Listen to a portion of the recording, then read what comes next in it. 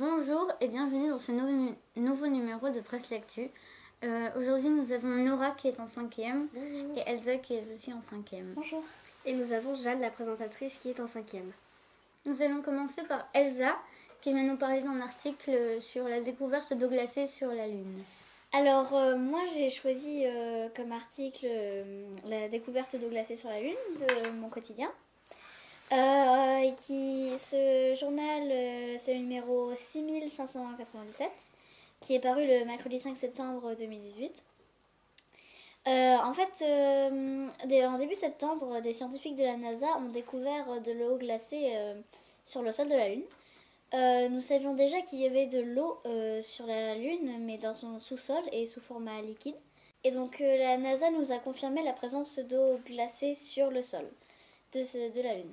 En revanche, nous ne savons pas d'où provient cette eau, donc si elle était déjà là lors de la création de cette planète, ou si elle provient d'une comète l'ayant percutée.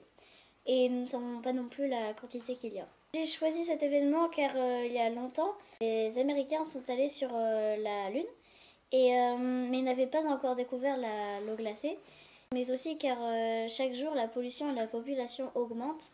Et donc du coup, si un jour dans le futur il fallait changer de planète, il serait plus envisageable d'aménager une planète où on sait qu'il y a de l'eau.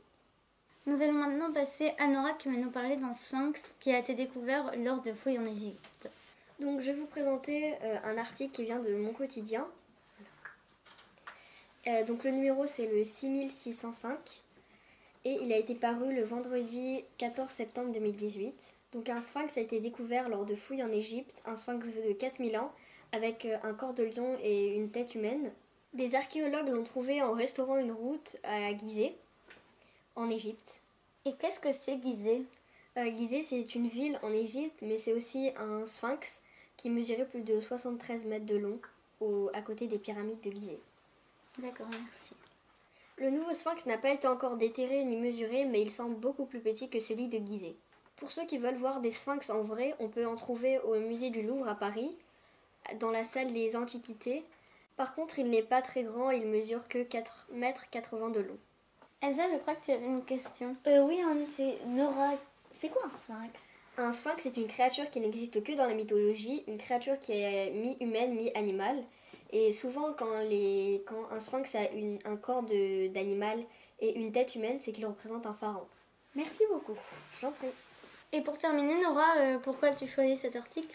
J'ai choisi cet article parce que j'aime bien l'Égypte ancienne et qu'il n'y a pas souvent d'articles comme ça dans Mon Quotidien. Voilà. Merci beaucoup. Merci. Au revoir. Au revoir.